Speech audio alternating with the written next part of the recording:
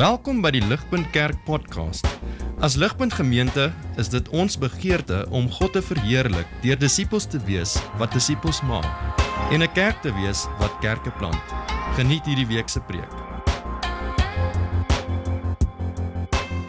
Ek lees vir ons uit Lukas 18 vers 9 tot 17 en ek lees uit die ESV.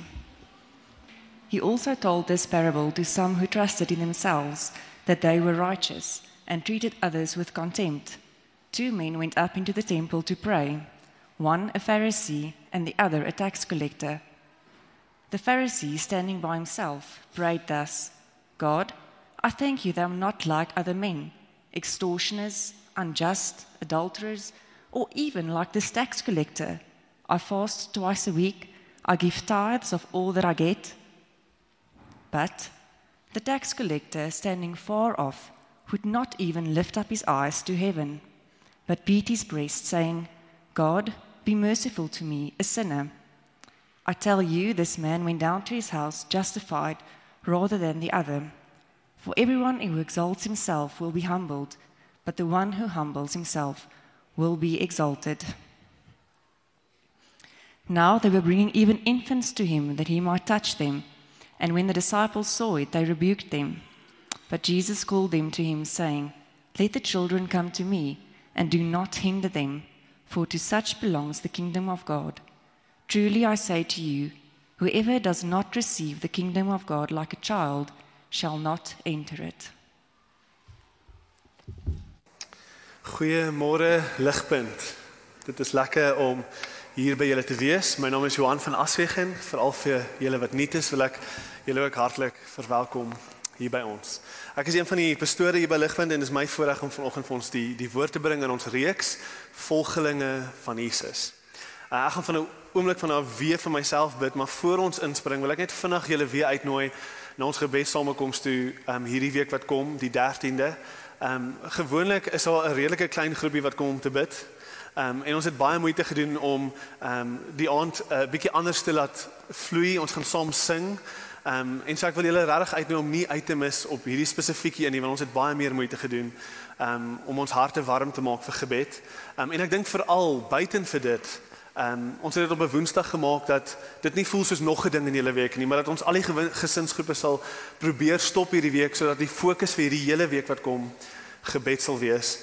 Boonop die feit dat die verkiesing kom.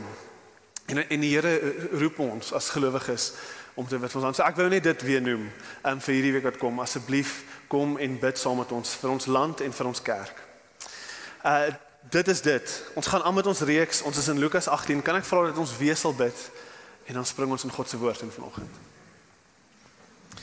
Almagtige God, Papa Vader, U is goed. U is genadig en U is hier. Ek vra nou, soos wat ek die voorreg het om die saad uit te gooi, dat dit sal land op goeie grond, Vader. Ek bid vir dit, in Jesus naam alleen. Amen. Daar is, soos wat ek gedink het, daar is net een geval, ten minste wat ek kon dink, waar die verloorder eintlik die wenner is. En al daai stories vind ons eintlik hoofsaaklik in atletiek. Natuurlik wil almal hê daar moet 'n wenner wees en almal skree vir die wenner. Maar daar was 1 of 2 kere waar niemand omgegee het oor die wenner nie en almal se oë was op die persoon wat laaste kom. Daar's 1 of 2 stories in ons atletiese geskiedenis wat ons so geïnspireer het dat ons oë op hierdie persoon is wat laaste is, dat dit trane uit ons oë uitlok en ons het vergeet van die wenner. Ons geen nie om wie het gewen nie. En dis stories soos, hier's een voorbeeld, Derek Redmond, 'n Olimpiese spele in 1992. Hy het in die 400 meter resies gehardloop. Hy was 'n gunsteling om te wen. En toe die geweerskoot afgaan en hy trek daar weg, toe skeur hy sy hamstring. Die mediese span hardloop toe op en probeer hom help en hy sê nee. Ek wil klaarmaak. Deur pyn limp hy, absoluut gebroke, druk hy deur, probeer hy hierdie 400 meter klaarmaak by die Olimpiese spele. Hy kom toe by 'n punt net verby halfpad waar hy letterlik neerval. Die pyn is te veel. Sy pa en sy coach kom toe op. Hulle was nie beide nie, sy pa was sy coach. Hy kom op, hy tel vir Derek Redmond op, hy hou hom vas en hulle maak toe saam die 400 meter klaar. Daar was 'n wenner, iemand het lankal klaar gemaak, maar niemand het omgegee oor die wenner nie. Almal se oë was op Derek en sy pa. Daar was al baie sulke stories waar die verloorders eintlik die wenners is. En dit raak ons almal aan, dit spreek iets dieper aan in ons harte en in ons lewens. Ons almal se harte, dink ek, neig na stories toe waar dit nie eintlik meer gaan oor wen nie, maar dat daar iets dieper aangespreek word, 'n hartsding aangespreek word. Nou vanoggend raak Jesus aan iets in hierdie lyn. Jesus kom en hy vertel 'n storie wat alles omgooi. Hy probeer ons kry om iets fundamenteel te verstaan van sy koninkryk, en dit is dat sy koninkryk gaan dit nie oor wenners nie. In sy koninkryk, onder sy volgelinge, is die wenners, hulle is verloorders. En in sy koninkryk is die verloorders die wenners. Kyk saam met my vinnig op julle blaadjies en probeer saam met my volg. Ons is in Lukas 18 vers 9 tot 17. En ons storie skop af in vers 9. Sien julle in vers 9? Jesus sien om hom 'n tipe van 'n kyk neer op ander geloof. 'n Geloof wat baie selfversekerd is. En ons lees in vers 9, he told this parable to those who trusted in themselves that they were righteous and they treated others with contempt. Dit is, hulle kyk neer op ander mense. En in hierdie omgewing, vir hierdie groep mense, vertel hy die volgende storie. 2 mans, hulle gaan op na die tempel toe om te bid. Een 'n fariseer en die ander 'n tollenaar. Hoor hoe bid die fariseer, hy bid eerste. Hy bid en hy staan eerstens ver weg van die res van mense af, voor hy bid, hy staan ver weg van enige iemand wat hom kan vuil maak. Enige iemand wat sy reinheid moontlik kan in gevaar stel, ver weg van daai mense af, op sy eie, en hy bid, God, I thank you that I am not like other men, extortioners, unjust, adulterers, even like this tax collector. Verse 12, I fast twice a week, I give tithes of all I get, amen. Terwyl die tollenaar aan die ander kant, hy is in die tempel, ons sien julle, hy staan ver weg. Nie ver weg van ander nie, ver weg van God af. Hy wil nie naby aan God kom nie. Hy was in die tempel, maar onthou ons, die Joodse tempel is opgedeel in verskillende blokke. En hoe nader jy aan die middel kom, hoe nader is jy aan God. So, hy staan in die tempel, maar hy staan ver weg van die Here af.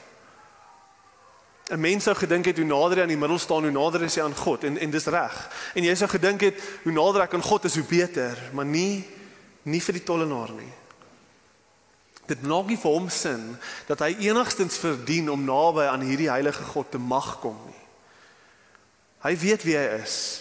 Hy weet wat hy gedoen het. Hy weet, hy het sy eie mense verraai vir 'n geldjie in die sakkie. So hy staan ver weg. Sien julle ook, hy lig nie sy kop op nie. Hy kyk af. Sy hele liggaamstaal sê vir ons, hy verdien nie wat hy nou gaan vra nie. En sien julle, hy slaan sy bors. Hoekom verdien hy nie wat hy nou mag vra nie? Hy slaan sy bors. Hy sê, jou bors is waar jou hart is. Hy sê, ek beskou my hart as die probleem. My hart is die oorsprong van wie ek is en wat ek gedoen het. Dit is wat my vuil maak, dit is wat my gebroke hier laat staan. En so hy slaan sy bors. In woede, in frustrasie en in hartseer slaan hy sy bors asof hy sy hart uit sy liggaam uit wil ruk. En soos wat hy al hierdie doen, hy kyk af, hy slaan sy bors ver van God af, bid hy die volgende. Kort maar kragtig. God be merciful to me, a sinner. Dis Jesus se gelykenis. En dan maak Jesus 'n baie kragtige gevolgtrekking Jesus sê in vers 14, I tell you, this man, die tollenaar, went down to his house justified, geregtig voor God, heilig, rather than the Pharisee. Hoekom? Hoekom is dit so? For everyone who exalts himself will be humbled, but the one who humbles himself will be exalted. Hoe kan dit wees? Dit maak nie sin nie. Hoe is die verloorder die wenner? Hoe is die verloorder die wenner? En hoe is die wenner 'n verloorder? In God se koninkryk, dis die punt, in God se koninkryk sal almal wat homself verhef neergebring word, maar die wat hulle self nou verneder, sal verhef word. Wat gaan hier aan? Hierdie is 'n kritiese Bybelse beginsel. Dit hardloop reg deur Jesus se bediening en reg deur ons Bybels. Hierdie is 'n kritiese beginsel vir ons om selfs net die evangelie te verstaan. Jesus gooi alles om. Ons verstaan die lewe op 'n baie spesifieke manier. Wees 'n wenner. En Jesus sê nee, julle kom nie eers naby aan die koninkryk van God nie. Dis nie die wenners wat wen nie, dis die verloorders wat wen. Dit maak nie sin nie. Okay, kom ek wys julle. Ons gaan na 2 punte kyk in ons preek vanoggend. Ons gaan eers kyk na die wenner. Ons 'n bietjie uitpak wat beteken dit, die wenner. En dan gaan ons tweedens kyk na die verloorder. Nommer 1, die wenner en nommer 2, die verloorder. Kom ons kyk gou na die wenner. Ons rig ons aandag gou op die tollenaar. Kyk saam met my na die trotse bidder. Die ou wat alles reg kry. Hy baseer sy geestelike welstand op 2 dinge. Op hoe hy vergelyk met ander mense, I am not like other men. En tweedens baseer hy sy geestelike welstand op alles wat hy doen vir God. I fast twice a week, I give a tithe of all I get. En in die lig van hierdie dinge is hy amazing. Nou ek weet Jesus sit hierdie man in 'n duidelike ekstreem, nee, hy probeer 'n punt maak. Maar omdat hierdie man in 'n ekstreem geplaas word en Jesus probeer juis iets uit ons harte uitlok, kan ons maklik dink dis nie ek nie. Ek het nog nooit so gebid nie. Dit kan nie ek wees nie. Maar om dit te doen is om eintlik die punt te mis van wat Jesus sê. Ons moenie te vinnig sê dis nie ek nie. Jesus probeer juis hierdie punt maak vanuit die staanspoor uit. Probeer Jesus vir ons sê ons is nader aan die Fariseer as wat ons aan die tollenaar is. Trotse onafhanklikheid is ons default sondige setting. Kom eerste, wees die beste, bewys jouself. Bewys jouself. Dit is waarna toe ons almal neig. Ons almal wil wenners wees. En ons neig almal na dit toe op verskillende maniere. Dit lyk vir almal anders. Maar ons almal wil wenners wees. Ons almal is baie nader aan die Fariseer as wat ons wil erken. Wen is lekker. Wen laat toe dat ek makliker kan vergeet van die realiteite van my hart. Wen bring roem, dit bring komplimente en dit maak my voel ek is iets werd. Dis wat wen doen. En ons 'n klomp verskillende maniere hoe ons wêreld wenners wil verhef. Jy's 'n wenner. Jy's amazing. Maar, groot maar, as ons net kyk na die basis van hoe dit lyk om te wen, is hierdie die probleem, groot probleem. Om te wen is hoofsaaklik gefokus op die uiterlike, net soos hierdie ou. Die fokus hier is op die externals, die uiterlike, klassiek wenner mentaliteit. Ons gee nie om oor die hart nie, ons gee net om oor die wen. Selfs vandag is daar baie van ons heidendaagse atlete vandag wat baie roem het in ons wêreld en hulle is regtig onaangename mense. Hulle is aaklige mense. Maar die wêreld gee nie om nie. Maak nie saak nie, hulle is wenners. Hulle is wenners. En so ook in ons Christelike sirkels kan ons in godsdienstige terme ons fokus rig op die uiterlike. Ons kan fokus op die dinge wat baie goed lyk, op hoe ek vergelyk met ander en op wat ek alles doen met my tyd en my geld in my hande. En ek kan vir myself sê op die basis van hierdie uiterlike dinge kan ek myself oortuig, ek is 'n wenner, ek is goed, ek is gered. Kyk, ek wen hierdie game. Kyk, hier is die sirkels, hier is die godsdienstige sirkels. Kyk, ek spring deur hulle almal. Ligpunt, daar is in die Bybel baie sulke stories soos hierdie. Hierdie is een van die kragtigste tipe stories wat Jesus in sy bediening oor en oor oordra. Die Bybel is vol van stories waar die sondaar bo uitkom en die wenner, die fariseer word agtergelaat. En die rede vir hierdie tipe stories in die Bybel is want die Jesus probeer aan ons oordra, daar's twee maniere waarop ons verlore kan wees. Daar's twee maniere waarop ons verlore kan wees. Ons kan verlore wees aan die een kant en die obvious kant deur al die reëls te breek. Breek al die reëls en dis obvious, die samelewing en God sê vir jou, jy's verlore. Maar daar's 'n ander manier om verlore te wees. Die ander manier om verlore te wees is om al die reëls te onderhou. Al die reëls perfek te onderhou. Die eerste manier is obvious, jy sondig teen God.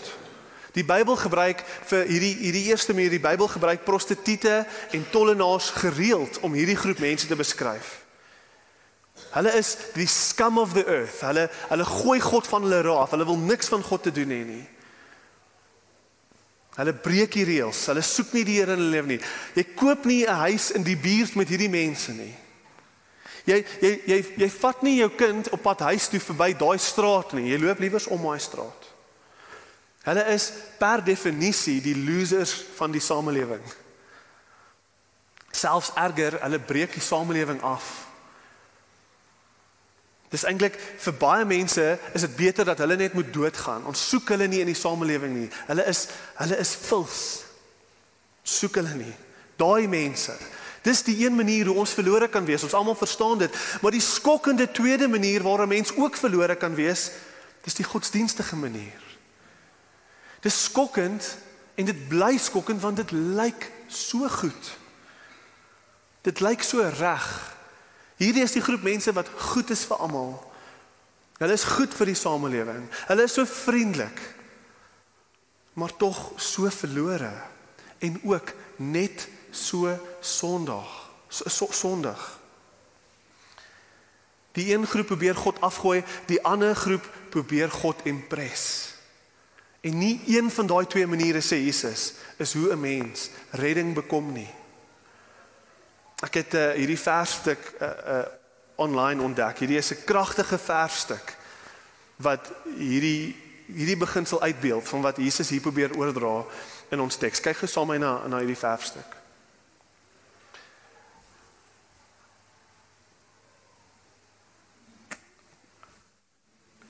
Ek kan nie aangaan as julle nie kyk hoe lyk dit nie. Nee, volgende, dit was Derek Raymond. Ek sal hom later weer opgooi. Nee, hy nie. Tweede slide? Werk hy nie? Dis hartseer. Okay, dis okay, ek gaan nie werk nie. Dis baie hartseer. Ek gaan dit beskryf. In 5 minute langer preek. Dis 'n verfstuk van 'n baie mooi geklede man wat eintlik 'n skelet is. Hy's dooie bene en dan is daar in die agtergrond ver weg 'n man op sy knieë. 'n man op sy knieë.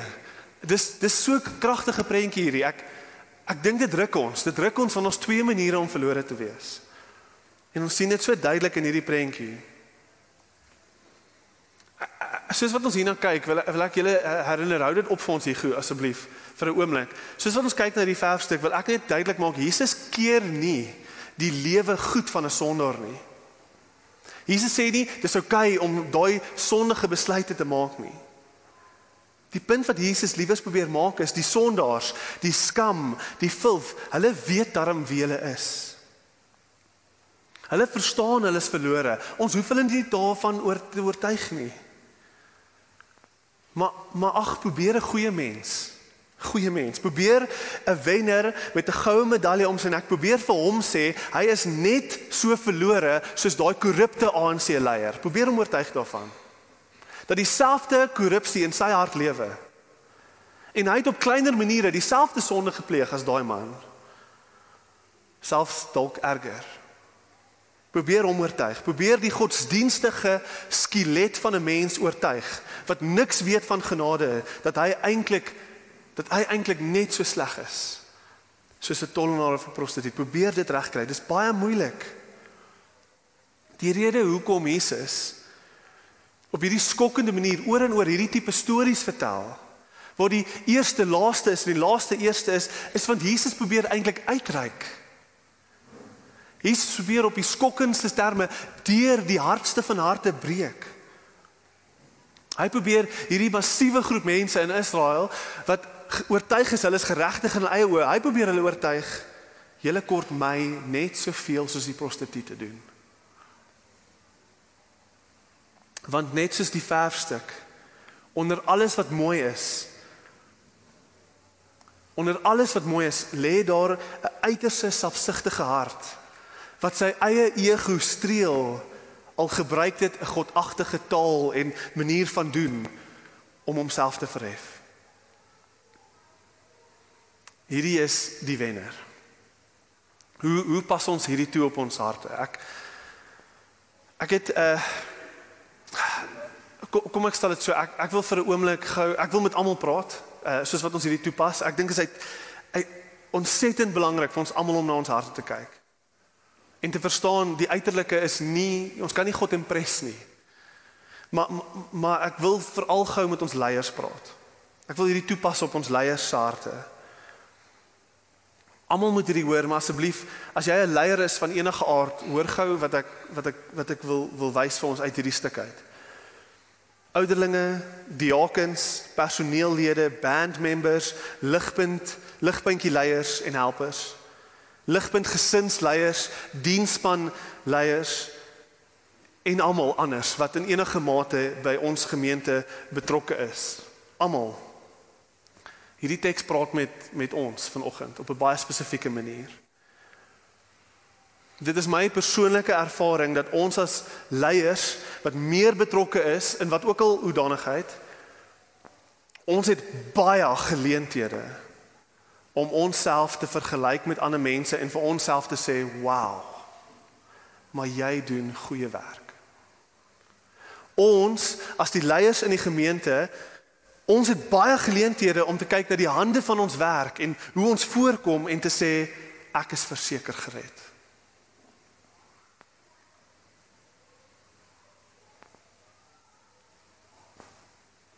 Dis moontlik vir ons as leiers om te begin met Jesus. Ons het begin met Jesus en ergens het ons later aanbeweeg van Jesus af met nou 'n groter waardering vir die werk van ons hande en hoe ons voorkom as vir die reddende werk van Jesus. Ons het begin met Jesus, maar ons het ergens het ons die fokus gesit op onsself. Dis moontlik. En die versoeking is groot. En ek deel dit vanuit baie persoonlike ervaring. Ek weet hoe voel dit. Ek voel daai selfde versoeking. En hier's wat ek met julle wil deel. Hierdie is Matthew Mead. Okay, Matthew Mead was 'n Puritan in die 1600s wat deel was van die reformatie in Engeland. Hierdie is Matthew Mead se woorde vir ons. Hoor net gou hierdie. Lees saam met my. The raven was an unclean bird. God makes use of her to feed Elijah, though she was not good meat. Yet it was good meat she brought. A lame man may with his crutch point the right way, and yet be unable to walk it himself. A deformed tailor may make a suit to fit a straight body, though it does not fit him who made it. The efficacy, die effektiwiteit of the word does not depend upon the authority of him who speaks it, but upon the authority of God who blesses it. So that another may be converted by my preaching, and yet I may be cast away, notwithstanding. Balaam makes a clear and rare prophecy of Christ, and yet has no benefit by Christ. There shall come a star of Jacob, and a scepter shall rise out of Israel. But yet Balaam shall have no benefit by it. God may use a man's gifts to bring another to Christ when he himself, whose gifts God uses, may be a stranger unto Christ.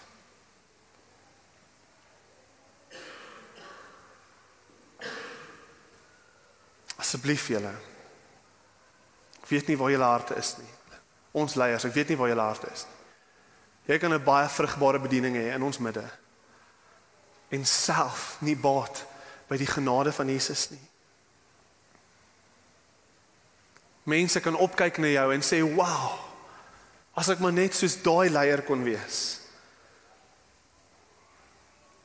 Ek wil julle vra, waar is julle harte? Ons is gered op die ons is nie gered op die basis van wat ons doen of hoe ons lyk nie. Ons is gered alleenlik op wat Christus vir ons gedoen het. En as ons nie op daai grond staan nie, is ons nie op veilige grond nie. Ons is nie op veilige grond nie. Ek hoop hierdie uitnodiging sal selfs nog sterker deurkom in ons tweede punt. Kom ons gaan aan na die tweede punt toe. Ons het gepraat oor die wenner. Kom ons kyk na die verloorder. Kom ons rig ons aandag weer eens op die tollenaar. Hy wat ver weg staan, sy bors slaan en afkyk en bid, God be merciful to me, a sinner. Van hom sê Jesus, I tell you, this man went down to his house justified. Ek wil net weer eens hierdie punt duidelik maak. Want ek weet nie of die twee punte in my preek justice doen aan wat ek probeer oordra nie. Verloorder, wenner, ek verstaan, dit help om ons te volg, maar die realiteit is, beide die fariseer en die tollenaar, beide van hulle is eintlik verloorders. Die punt is, die tollenaar besef dit. Hy slaan sy hart. Hy het opgegee op homself en gooi homself ten volle op God en skree, red my. Jesus vertel hierdie gelykenis for those who trusted in themselves. Hierdie man het alle vertroue in homself verloor. Ons wêreld het wenners, nee, ons lewe in 'n wêreld vol wenners. Maar die punt wat Jesus eintlik probeer oordra is voor hom, voor God.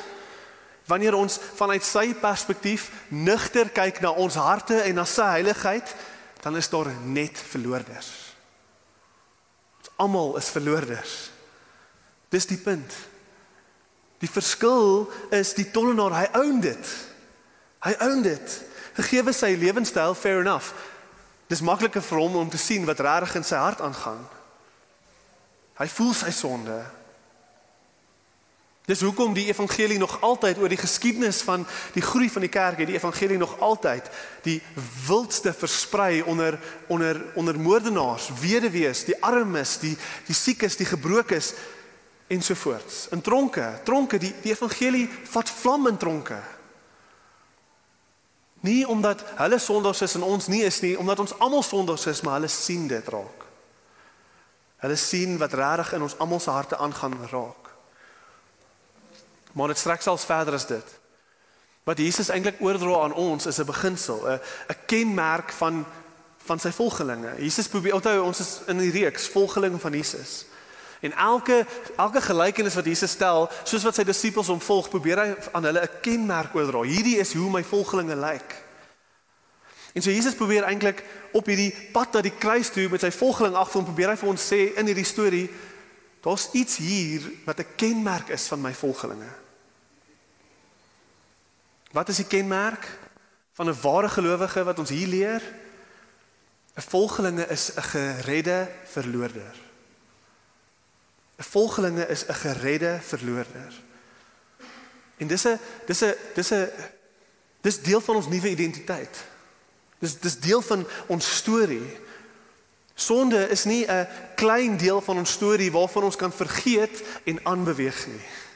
Nee, sonde is 'n massiewe deel van ons identiteit en wie ons is. Ja, ons is gered vanuit dit, ek verstaan dit. Maar dit bly 'n deel van ons storie wat ons absoluut nugter en nederig hou. Ons is geredde verloorders. Hoor vir Charles Spurgeon, ek het op 'n klomp Charles Spurgeon quotes neergekom en ek het besef hierdie ou het harde werk gedoen op hierdie teks en hy het my geïnspireer. Ek wil hierdie vir julle lees. Hy sê, "O sirs, Would Christ have shed the blood of his heart for some trifling sins which your tears could wash away? If sin had been a small matter, a little sacrifice would have sufficed, sou genoeg gewees het. No. The Lord God measured the greatness of our sin, and he found it high as heaven, deep as hell, broad as the infinite, and therefore he gave so great a Savior. He gave his only begotten Son, an infinite sacrifice, an unmeasurable atonement. Wat sê Spurgeon hier vir ons? Hy sê, hierdie is wie hy is. Hierdie is die realiteit van waaruit jy gered is, Christen. Jy is 'n geredde verloorder. Daar is nie plek vir trots in die Christense lewe nie gegeewe waaruit ons kom nie. Die tollenaar is eintlik elke gelowige se storie. Elke ware gelowige is soos die tollenaar. Dit lyk anders vir ons elkeen. Van ons word in Christelike huise groot, van ons het meer dramatiese stories van hoe ons tot bekering gekom het. Maar elke Christen, ergens in sy lewe, moet die vernedering van sy sonde proe. Hy moet op sy knieë neerval met 'n diep besef van wie hy regtig is en wie God regtig is, en hy moet uitroep, red my. Elke gelowige het daai storie. Al lyk dit anders vir elkeen. Wat het ons om op trots te wees gegeewe waaruit ons gered is? Gegeewe die harte wat ons wêreldwyd in ons self dra. Wat 'n plek het ons om enige claims te maak? Paulus aan die einde van sy lewe skryf, I am the chief of sinners. Hy sê verder, I boast in nothing except the cross of Christ.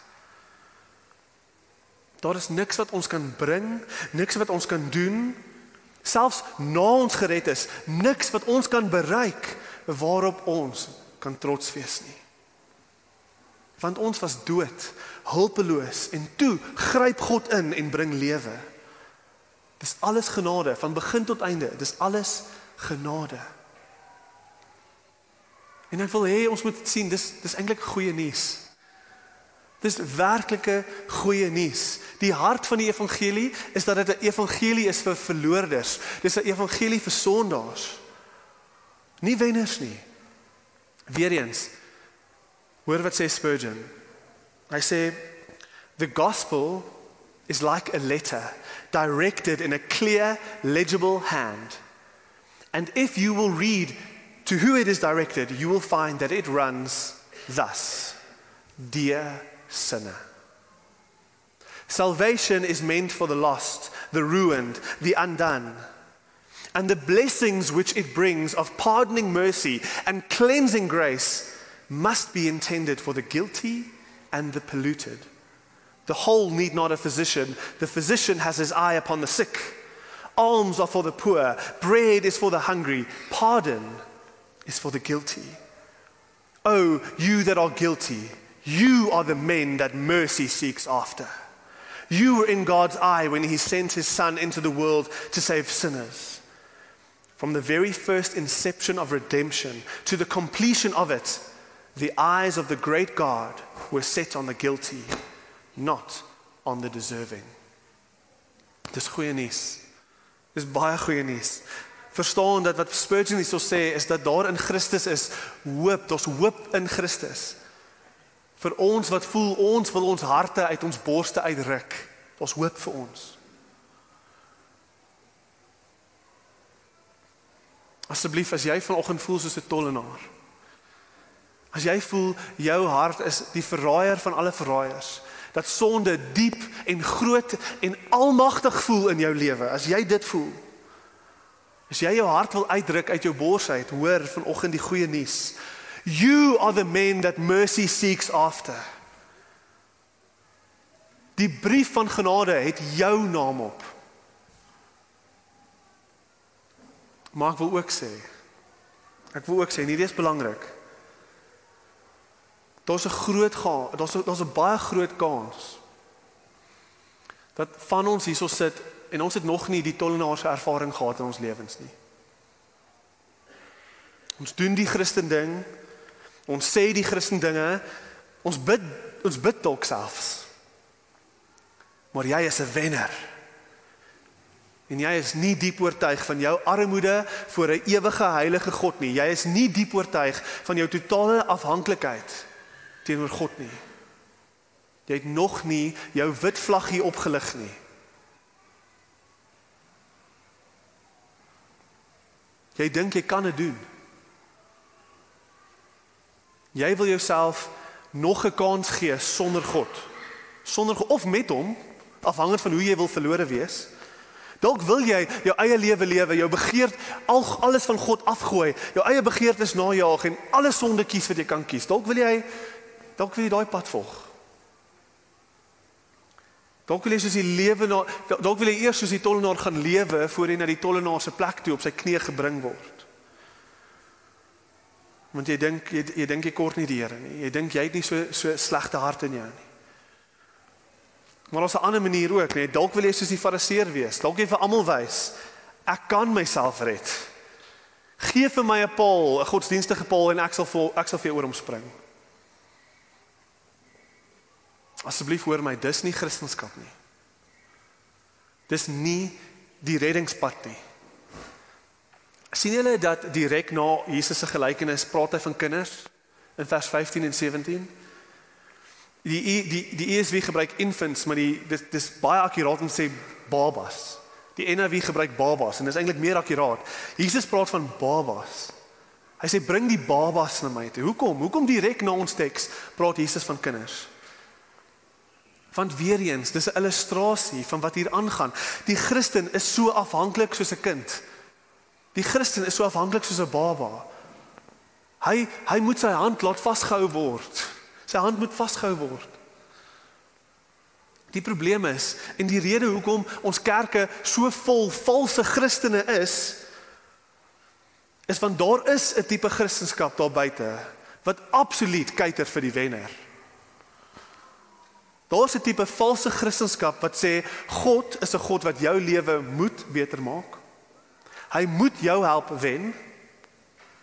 Hy moet vir jou vrou kry, daai werk kry, daai droomhuis kry en hy moet jou genees van alle siektes. En daai tipe preke oortuig jou, God moet genadig oor jou wees, want hy is 'n God van liefde. En ons is al te lucky. Hy moet my genadig wees. Ek verdien daai genade. Ek's 'n goeie. Natuurlik. En om eerlik te wees, ons eet dit op.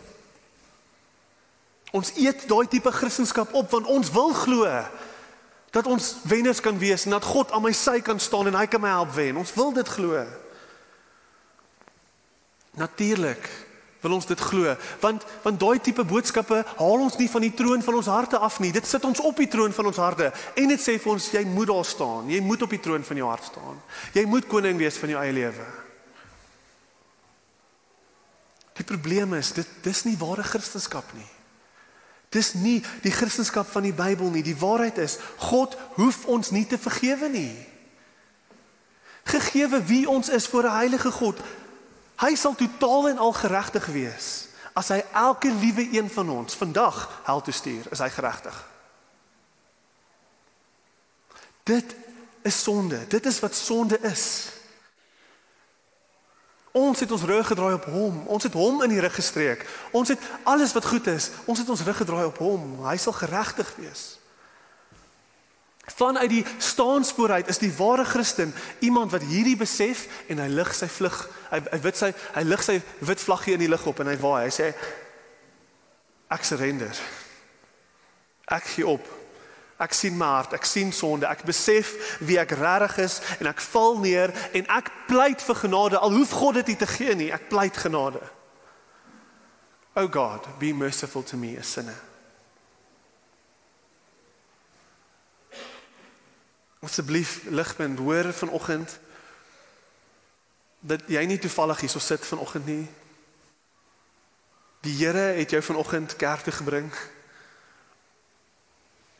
Die Here het jou vanoggend kerk gebring. Jy sit nie per toeval hier nie.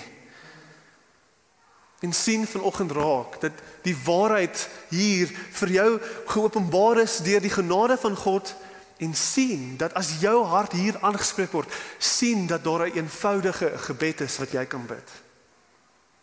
Daar is 'n baie eenvoudige gebed wat jy kan bid. God, be merciful to me, a sinner. En asseblief, moenie dink dis 'n rympie wat ek kan opsê nie. Dis nie 'n rympie nie. Dis 'n ervaring van die hart.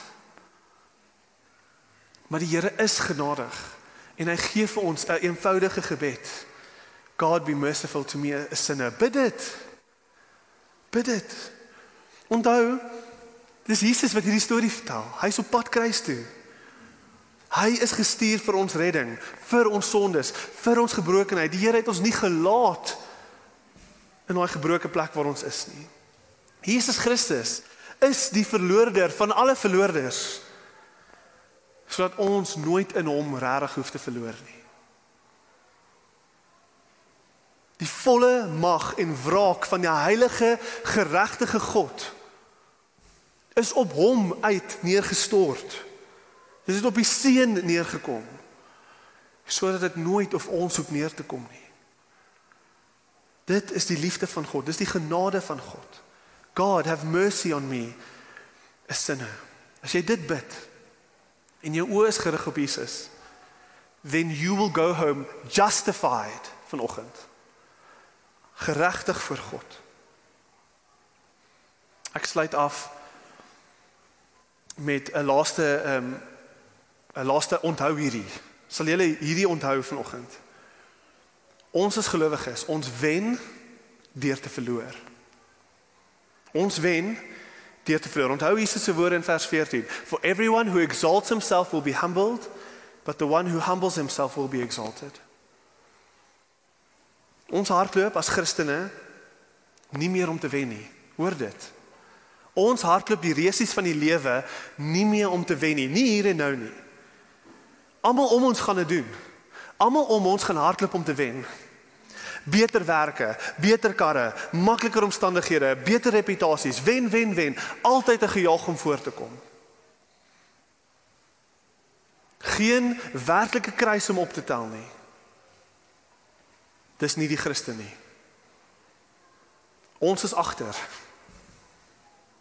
Ons is in laaste plek, op ons knieë.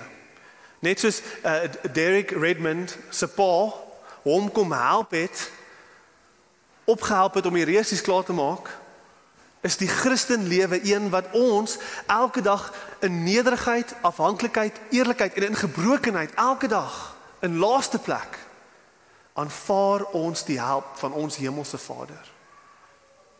Elke dag steun ons op hom. Ons gooi ons volle gewig op hom wat ons help en ons noem hom Vader en hy tel ons op. Soos tollenaars gaan ons deur die lewe, nederig, nooit neerdalend en neerkykend op ander nie, want ons weet wat in ons harte aangaan. Ons is geredde verloorders wat niks verdien nie, maar alles ontvang het in Jesus. En in ons swakheid, daar in laaste plek, gaan ons agterkom, nee, dat die wêreld, hulle oë kyk nie na die wenners nie. Hulle oë is nie gerig op die wat eerste is nie. Hulle oë kyk nie na die CEO's of hulle oë kyk nie vir daai mense nie. Die wêreld, in laaste plek gaan ons sien die oë van die wêreld is gerig op ons. Hulle gaan kyk na jou, op jou knieë, nederig afhanklik van God. Hulle gaan kyk na jou en hulle gaan sê, wonder bewonder, hoe kan jy so gelukkig wees in 'n land soos hierdie? Waarvandaan kom jou krag, gegee jou omstandighede? En dan kan jy sê, vir daai mense wat kyk na jou, in laaste plek in bewondering, jy kan vir hulle sê, ek het lankal my wit vlaggie opgesteek. En Jesus het my gered en opgetel, en ek het niks meer oor om te bewys nie. Ek hoef nie meer deur die lewe te jaag nie. Ek het niks om te bewys nie. Ek het niks om te bewys nie. Want ek is alles gegee in Jesus. Ek het probeer daai resies hardloop. Ek het probeer myself bewys. Het nie gewerk vir my nie. Ek het besef wie ek is. Ek het neergeval op my knie. Ek het my wit vlaggie opgesteek. In daai lae plek wil ek net hê ons moet verstaan, dis nie 'n maklike plek om in te lewe nie. Nee, nie altyd nie. Daar in laaste plek, dit is hoe die Christenlewe lyk. Daar is sonde wat ons mee worstel. Daar is swaar kry. In laaste plek, dit toets ons hart. Dit is nie altyd lekker om laaste te wees nie. But his strength is made perfect in our weakness. His strength is made perfect in our weakness. En weet jy wat, daar is kere. Daar gaan kere wees in laaste plek waar die Here jou verhef. Waar die Here jou op sy tyd en op sy manier vir jou 'n goue medalje gaan gee. Jy gaan in sy naam die wonderlikste prestasies kan behaal. Jy kan. Maar sonder die trots daarvan. Sonder dat jy daar uitgekom het in jou eie krag. Jy gaan daar in daai plek, wanneer die Here kies om jou te verhef, om jou te seën met baie, wanneer hy jou daar sit, dan gaan jy kan sê, dit was nie ek nie. Werklik, dit was nie ek nie. Dit was genade alleen. Ek weet wie ek is. Ek het my wit vlaggie opgesteek. Ek weet wie ek is. Ek is 'n geredde verloorder. Hy het dit gedoen. Ons ligpunt, ons is geredde verloorders. Dit is die Christense kenmerk. Dit is hoe ons resies lyk. Kom ons bid saam en gaan hierdie week binne met die woord van God in ons harte. Almagtige God, Papa Vader, dankie vir hierdie kragtige boodskap. Dankie dat U alles op sy kop kom draai. Vader, U weet presies wat aangaan in die harte van die mense in die kamer vandag. En ek wil net vra, Vader, sal U die wat moet bid, God be merciful to me a sinner, sal U hulle harte op hulle knieë laat sink en dat hulle daai gebed sal bid vanoggend. En nie hierdie geleentheid mis wat die Here vir hulle gebring het vanoggend nie. Ek bid vir dit, breek deur, Vader, by daai harte. Maar vir ons wat gelowiges is, vir ons wat nie verstaan hoekom ons heeltyd in laaste plek moet wees nie, sal U ons bemoedig. Sal U ons wys, your strength is made perfect in our weakness. Sal U vir ons wys hoe U deur die kruis, die grootste verlies van die wêreld, hoe U die grootste wen behaal het. En sal U ons laat wen in laaste plek, dat die wêreld se oë gerig sal wees op ons. In nederige afhanklikheid van U. Ek bid vir dit, Vader. Kom en doen daai werk in ons harte. Amen. Vir meer inligting oor Ligpunt Kerk, besoek gerus ons webwerf op www.ligpunt.com of kontak ons gerus by info@ligpunt.com.